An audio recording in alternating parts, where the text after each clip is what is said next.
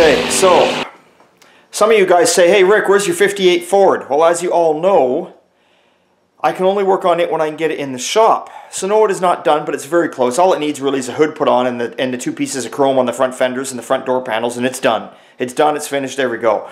But in the summer times when I get to work on my stuff, because there's never room in the shop because I take customers in first, and that's just the way it is, and customer cars sit inside, not out in the weather. My car is under a carport, thank God for that, but it's not in the shop, and I ain't working on it. And I'll show you the reason why we don't work on it. We go from Thursday here, it was cold Thursday, but sunny as hell. We go from Thursday, and here it is today, Saturday, and this is the bullshit that we wake up to. Let's go take a look. Get ready. Now, I know other people out there have got this white, fluffy crap going on right now, too.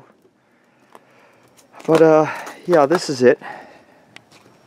Yep. Oh, and there's the handy tool right there that does it all. No, we don't have a snowblower. No, we don't have a tractor. No, we have Rick. So, there, right there. So, I would say, what do you guys say? That's got to be a good foot. And last night at around 7 o'clock, I took away at least 6 to 8 inches off of here already. So, I got 1.5 feet overnight. So, we shovel. We shovel, we clear. We clear as much as we can. So obviously it makes a pain in the ass for all the bays. I mean, look at fucking shit blows in there. Gets everywhere. But I just want to show you guys. Some people love the snow, some people don't. You know, for us, the last 2-3 years have been bad. We would go with maybe a little bit of snow here and there for like, we'd get this much for like a day or two, then it'd be done for us for winter. And now lately it's come back again where we're getting it all the time.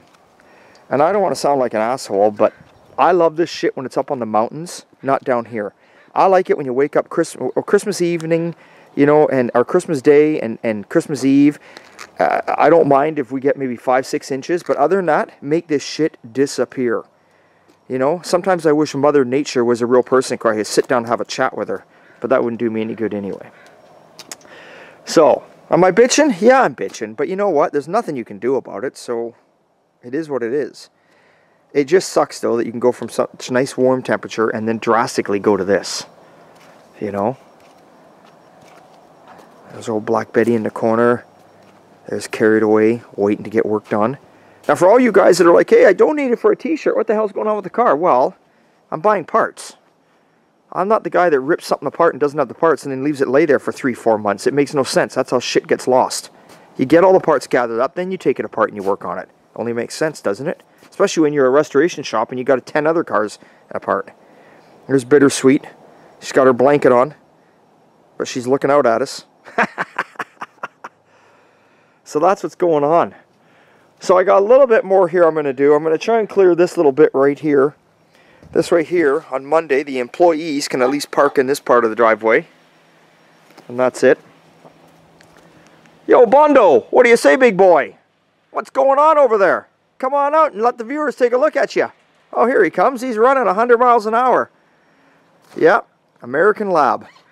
120 pounds, rock solid muscle. He's got a head you can set 2 beer cans on. It's like an anvil.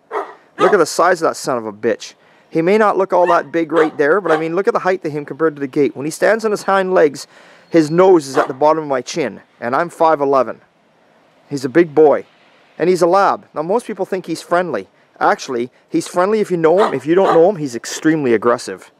I don't know what's with that with him, because labs aren't normally like that. He doesn't like other dogs. He attacks them. He doesn't like other people if you don't know him.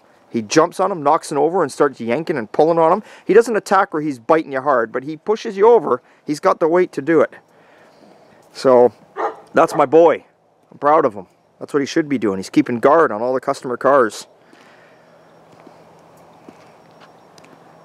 But the snow does look beautiful.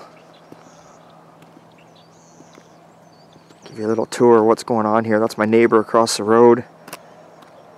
If you can see, I'm going to zoom the camera in. I'm going to point my finger. You see that building way in there? In 1944, that was a service station. And it had 2 bay doors in 1944. And it ran up until the early 70s when it was a chevron at the end. And then they shut it down. And it was a husband and wife. I don't remember the husband's name, but the lady's name was Betty. And her husband and her got this house right here. Now Betty has since, she's I think 97, 98, she's now in a care home. At 97, 98, up until a year ago, she was still out here gardening and everything. She had a little garden, her little greenhouse, she had her garden there.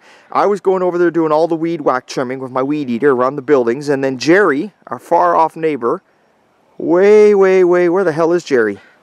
You can't even see him, because he's buried in behind all this brushel. Jerry was cutting her grass for her, because she couldn't do it no more.